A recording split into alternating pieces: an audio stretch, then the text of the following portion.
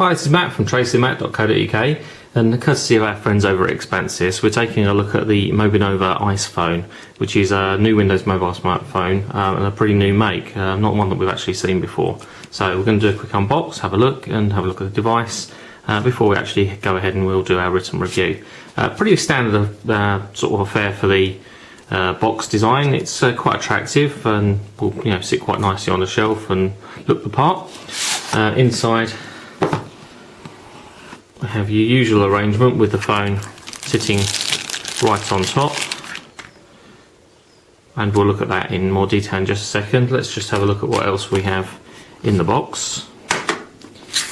We have Microsoft warranty, getting started CD, which includes ActiveSync and Outlook 2007 60-day trial. You've got your quick start guide, which is quite lightweight. It's printed in colour, which is quite good, and it has all the examples and screenshots and everything else, so that's quite a good getting started guide. We also have a set of headphones, which actually it's a wired headset rather than headphones.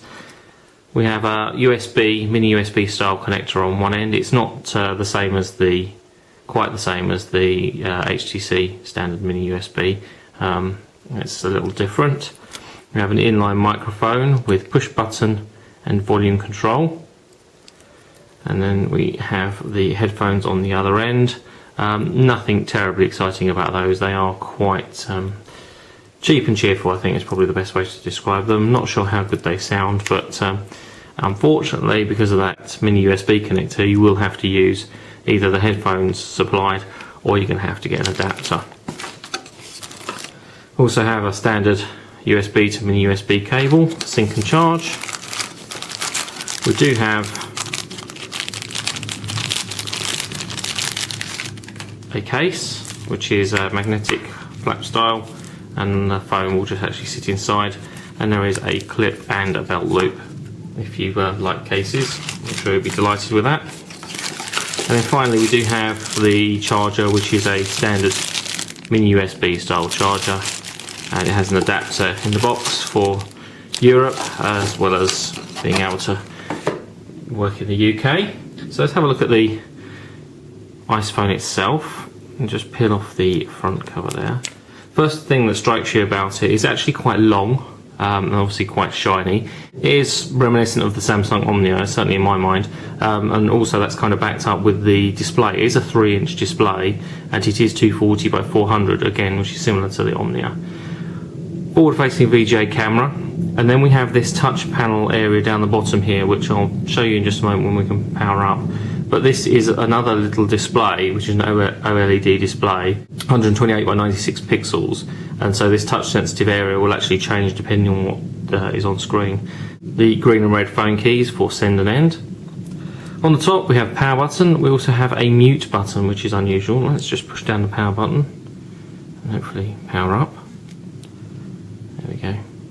And while it's just powering up, let's carry on looking around. We have a volume control rocker on this side, which is unusual. Normally the volume control is on the other side, so it is on the right hand side.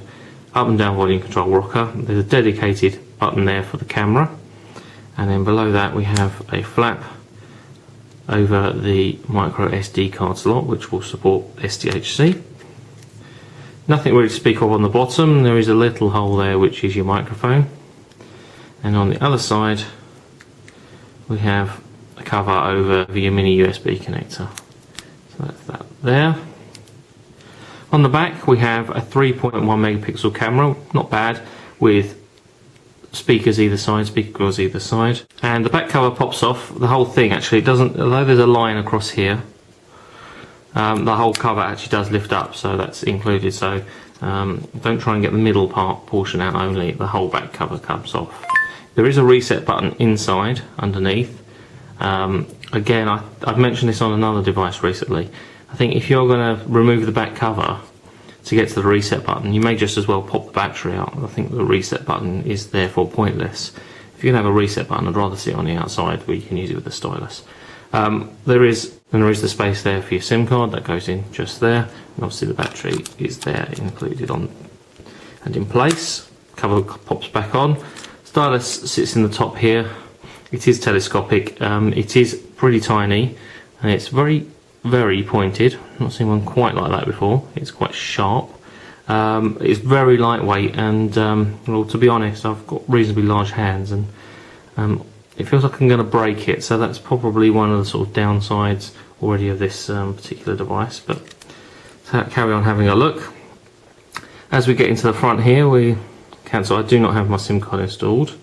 We have this multimedia area underneath. So although it's 240 by 400, you kind of, well, don't lose it because it is available in applications, but this area here at the bottom is actually not part of your standard Windows Mobile display, if that makes sense, because you've got your touch sensitive, your sort of soft key area things underneath here.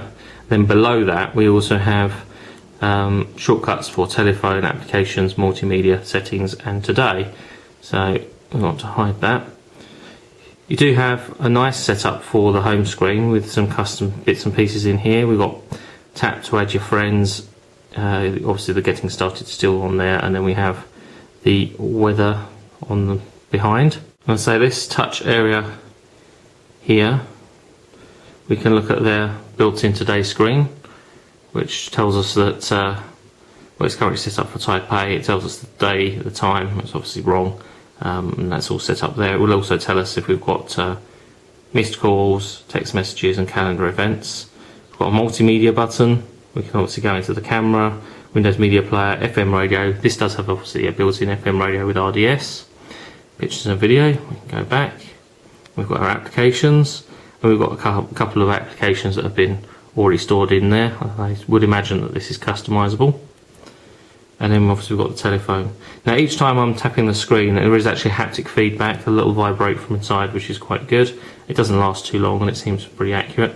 And this touch area here seems quite sensitive. Now we've got this area under the bottom here, which isn't ever so well lit, but it does work as a navigation, up, down, left, right, so it kind of doubles as a D-pad at the moment. But when you're in different applications, this will change, so this can actually be custom depending on the application that's been written, so that this panel at the bottom does light up. So as you can see here, it's actually gone into time mode. It's not ever so easy to see, unfortunately, because it, as I say, it isn't particularly bright. But when it sort of goes into standby, the screen goes off and this enters into like a time display. And it is very similar to the Samsung phones that we've reviewed recently that have this touch sensitive area at the bottom, which is unusual for a Windows Mobile. It's the first Windows Mobile that I've seen personally with this particular display setup. So run down the rest of the specification. So in terms of size, we're 114mm from top to bottom and 54cm wide, only 13mm thick. We have a 528MHz processor, which is pretty cool. 256 meg of ROM and 128 meg of RAM, so that's pretty good also. As I mentioned, 3-inch diagonal display, which is 240 by 400. Then we have this 128 by 96 touch sensitive display underneath. No other buttons on the front, so it's pretty clean. 3.1 megapixel camera on the rear. We have a built-in GPS chipset, which supports AGPS and quick GPS. We're quad band for GSM and tri-band for 3G, so you pretty much can use this anywhere in the world, which is very good to know. And we have Bluetooth 2 with EDR support, and finally we have built-in Wi-Fi, which is 802.11b and G.